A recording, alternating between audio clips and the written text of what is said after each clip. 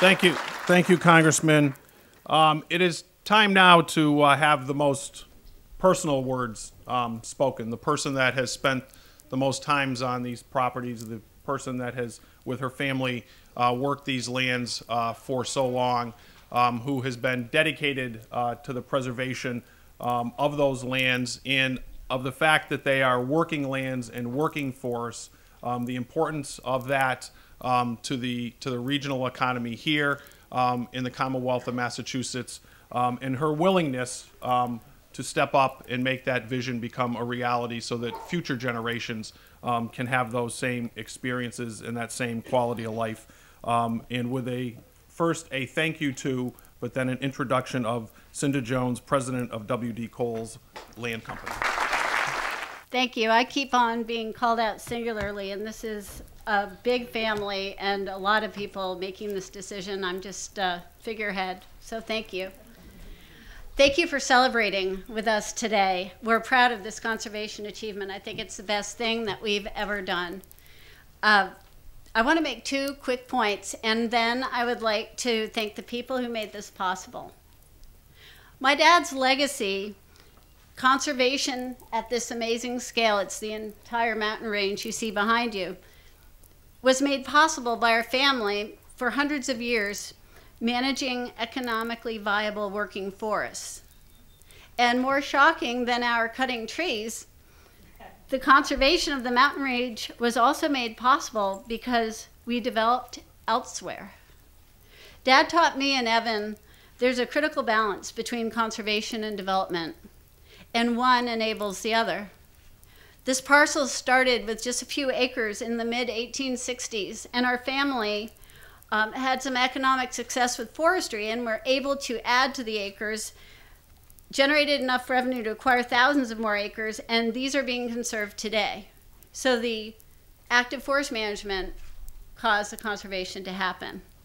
When my dad would sell a 1-acre house lot, frontage lot on our timberland, some neighbors would get upset about development, but he would use the proceeds to either pay the taxes on that open space, or he would buy 100 acres of timberland with the revenue. Then again, development helped conservation. When my dad built Riverside Park Apartments in North Amherst, and then a dozen subdivisions with clustered smart growth, again, families didn't build in rural areas. A&R lots, cluster subdivisions, and building in existing village centers enable this kind of conservation. You can't have one without the other. We did a good job negotiating this conservation restriction. It allows reasonable economic potential. And I think we made some inroads for future conservation restrictions to make sure that family farms are more viable going forward. But I think Massachusetts could do even better if we could allow alternative energy on CRs and APRs. We'd be better off, because then the family farms would have additional income and potential to pay bills. This APR we're sitting on today wasn't allowed to have solar. And honestly, the small acreage that solar panels would have allowed this farm to have alternative energy, we couldn't have wind towers on our CR. I think that's unfortunate. In the future, I think the income and offset that would derive would make sure that family forest and farms stayed for a longer time. At a time when APR farms are failing at alarming rates because farmers can't afford to pay the property taxes after their development rights have been sold, we need to start allowing more diverse income streams. The Massachusetts Office of Environmental Affairs and the Department of Conservation and Recreation support a wildlands and woodlands goal of protecting nearly half of Massachusetts forest land, which on the surface is a wonderful goal. We all want landscape level conservation. But what happens when some acres of the family forest should be producing food instead of trees?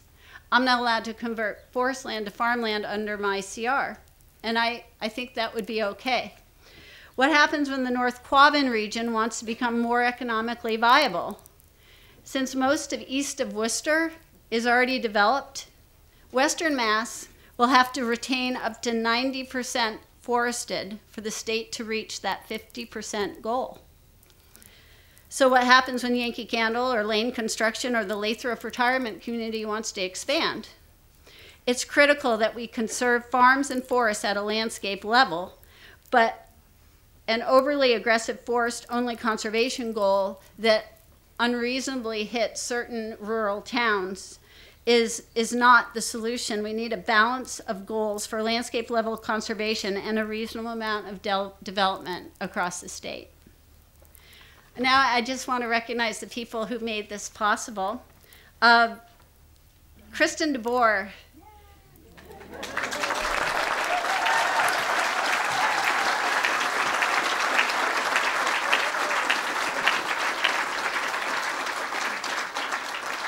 We never did a CR, and Kristen came to my office and she pointed at Brushy and she said, I want that one. I said, it's enormous. I've never done this before. Let's start small. And she said, I want the big one. So that's why we're here. And Christy Edwards and Mary Griffin from Fish and Game have been awesome. Thank you. It's been a pleasure to meet you.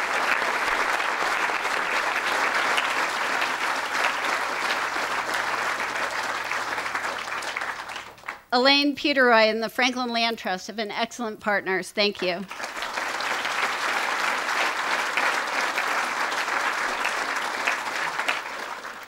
Shane Bagnosi, Cole's chief forester, and his predecessor, Gordon Boyce, who's here today, their exceptional sustainable forest management made Kristen want this mountain. So thank you.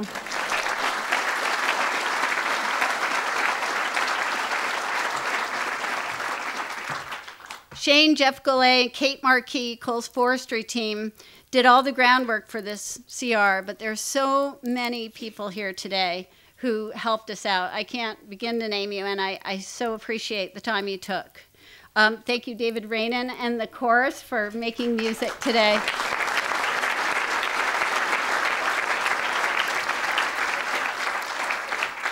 If you need an event planner, Maureen Rabb is amazing. She put this on.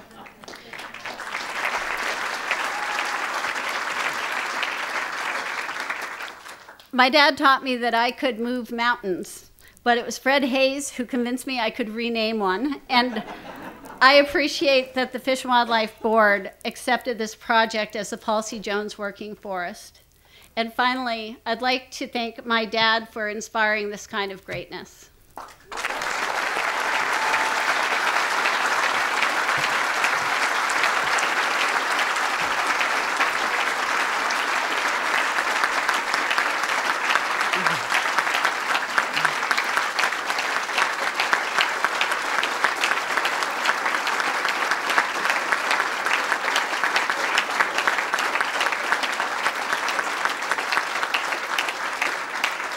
Hey, before I give this mic back, I was reading through my notes so quickly, I skipped over the most important person.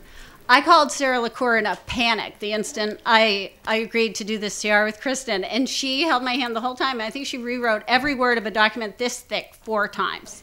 And she is a partner now in Conservation Works, and she is helping other landowners achieve their conservation goals. So if you want the smartest girl on the planet, talk to Sarah. Thank you.